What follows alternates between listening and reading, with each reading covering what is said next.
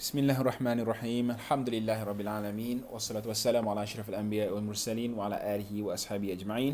Rabbi yassir wa la tu'assir bi tamimil khair.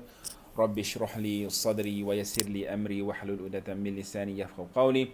Rabbi zidni ilman warzuqni fahaman. Assalamualaikum warahmatullahi wabarakatuh.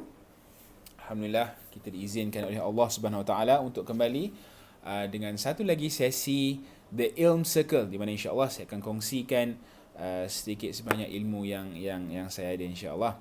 Jadi pada hari ini saya nak kongsikan satu teknik mudah untuk kita menghafal Al-Quran ataupun menghafal doa ataupun menghafal hadis dan sebagainya, insya-Allah. Jadi biasanya saya gunakan teknik ini di kelas, di mana saya bersama pelajar-pelajar, insya-Allah kita akan guna teknik ini untuk menghafal Quran. Tapi kita kongsikan macam mana teknik ini digunakan, dan insya-Allah sahabat-sahabat kat luar sana bolehlah guna untuk dengan anak-anak dan sebagainya, ataupun untuk diri sendiri pun insya-Allah boleh digunakan. Okey, bila kita cerita tentang menghafal Al-Quran ni, ramai yang anggap Al-Quran ni susah untuk dihafal. Tapi sebenarnya kalau kita tengok balik, Allah pun dah kata dalam Al-Quran sendiri, dalam surah Al-Qamar ayat 17, di mana Allah kata apa? Allah kata walaqad yassarnal qur'ana lidzikri fahal mim muddakir, iaitu kami dah mudahkan Al-Quran untuk peringatan, jadi siapakah yang akan ambil peringatan ataupun pengajaran daripadanya. Jadi Allah dah mudahkan Al-Quran untuk dihafal, untuk diingati, jadi siapakah yang akan ambil pengajaran daripada ayat-ayat Al-Quran ni. Jadi walaqad yassarnal qur'ana lidzikri fahal mim muddakir. Jadi Allah pun kata mudah untuk menghafal Al-Quran. Jadi tuan-tuan dan puan, jangan anggap Al-Quran ni sesuatu yang susah untuk dihafal. Sebab kalau kita tengok ramai orang kat sekarang pun dia kata aduh, kita dah tua ni, susah sikit nak hafal. Jangan sekali-kali kita letakkan diri kita dalam mindset sebegitu. Kalau kita tengok zaman Rasulullah SAW pun, zaman itu kalau kita tengok sahabat-sahabat Rasulullah, bukan semuanya orang muda, bukan semuanya budak-budak.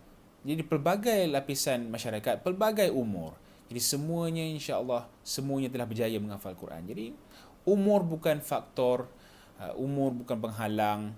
Jadi semua ataupun sesiapa sahaja, insya-Allah boleh menghafal Al-Quran. Kalau kita dengar lagu-lagu di corong radio pun senang kita nak hafal, apatah lagi Al-Quran.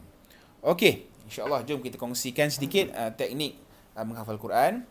Jadi kalau nak tahu lebih lanjut, insya-Allah lepas ni kalau diizinkan oleh Allah boleh masuk kelas saya dan kita akan tunjukkan macam mana kita implement teknik ini. Kita boleh cerita dengan lebih lanjut teknik ini dalam kelas. Okey, sebelum kita teruskan dengan penceritaan teknik tersebut, terlanggar pula. Sebelum kita ceritakan dengan penceritaan teknik tersebut, mungkin kita boleh kongsikan beberapa tips untuk menghafal Quran. Jadi antara tip yang mungkin saya akan kongsikan dan mungkin sahabat-sahabat boleh implement, nombor satu, bila kita nak hafal Quran tu, cuba amalkan, tunjuk apa ayat yang kita nak hafal tu. Tunjuk, sebab bila kita tunjuk ayat Al-Quran tu, dia memaksa diri kita untuk fokus kepada ayat yang kita cuba nak hafal tu. Okay. So nombor satu, tip nombor satu, tunjuk ayat yang kita nak hafal tu. Nombor dua, buka mulut.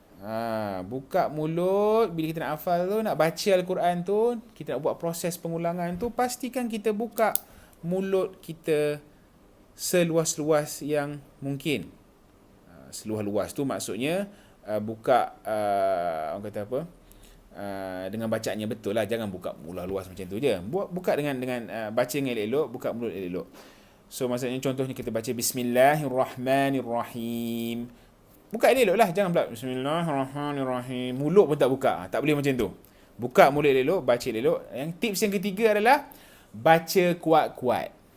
Baca kuat-kuat, ikut tajwid yang betul. Jangan malas-malas baca, jangan malu-malu baca.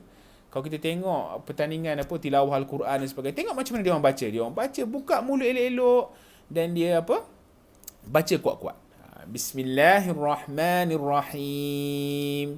Jangan pula bisik-bisik. Bismillahirrahmanirrahim. Baca macam tu susah sikit lah kita nak hafal Al-Quran. Okey, itu antara tips. Okey, sekarang kita akan tunjukkan ataupun kita akan ceritakan sedikit secara ringkas bagaimana teknik untuk menghafal Al-Quran. Okey. Jadi yang penting adalah nombor satu, anda ataupun kita sebagai penuntut Al-Quran, penuntut ilmu Al-Quran, benda wajib yang kita kena ada kat depan kita apa? Nak hafal tu, kena ada Al-Quran lah. Kena ada Al-Quran ataupun kena ada modul hafazan tu. Pastikan apa yang kita nak hafal tu ada di hadapan kita, bertulis. Seleloknya bertulis dan kita letak kat depan kita. So proses yang pertama ini, pastikan Quran itu dibuka dan kita lihat apa yang kita nak hafal tu. Kemudian gurunya ataupun saya sendiri, saya akan baca minimum 3 kali. Saya akan baca elok-elok dengan tajwidnya 3 kali, bacaan yang sederhana daripada segi kelajuannya, saya akan baca minimum 3 kali. Kemudian saya akan baca kali keempat, dan selepas selesai saya baca kali keempat tu, sahabat-sahabat kat luar sana baca pula. Okay. So yang 3 kali yang pertama saya baca tu anda dengar saja, kemudian kali keempat saya baca, anda dengar, selepas selesai saya baca, anda baca. Okey. Kemudian saya akan baca kali kelima, kemudian anda pula baca. Kemudian saya akan baca kali keenam, kemudian anda pula baca. Kemudian kita ramai-ramai akan baca sebanyak 3 kali lagi. Alright? Okay, kita akan baca yang ketiga. Kemudian, kalau perlu kita akan baca lagi 3 kali. Alright? Jadi kat situ poinnya apa? Kita akan, bila nak hafal Quran ni, antara poin yang penting adalah kita kena buat pengulangan lah. Pengulangan banyak yang mungkin, sebanyak mungkin. Dan dengan mengulang secukup yang mungkin itu, insyaAllah dia akan melekat lah di memori kita. Itu secara ringkas tadi apa saya cerita. So yang pertama apa? Saya akan baca minimum 3 kali. Kemudian saya akan baca kali keempat pula. Kemudian sahabat kat luar sana akan baca. Kemudian saya akan baca kali kelima, kalian baca. Kemudian saya akan baca kali keenam, kemudian kalian pula baca. Kemudian kita akan baca ulang 3 kali lagi. Dan jika perlu kita akan ulang lagi, tambah lagi 3 kali. Ini semua berlaku semasa Quran tersebut dibuka dan kita melihat. Selepas selesai, tutup Al-Quran, saya akan beri sedikit masa, lebih kurang 5 ke 10 saat. Cuba ulang baca dalam minda masing-masing, dalam kepala masing-masing, baca. Okey, kemudian saya akan cakap, sambil Quran ditutup, anda semua bacalah ayat-ayat Al-Quran tu 3 kali. Okey, baca sambil Quran tutup. Okey, baca 3 kali. Kemudian baca lagi. Kita akan baca. Okay, first kita baca 3 kali ramai-ramai. Kemudian saya akan minta sahabat-sahabat kat luar sana baca sendiri 3 kali. Okay. Jadi insyaAllah selepas itu selesailah proses hafazan kita. Okay. Jadi kat situ key point dia adalah kita akan buat pengulangan minimum insyaAllah 15 kali pengulangan kita akan buat. Itu minimum. Kalau kita perlukan lebih masa ataupun lebih pengulangan, tak ada masalah.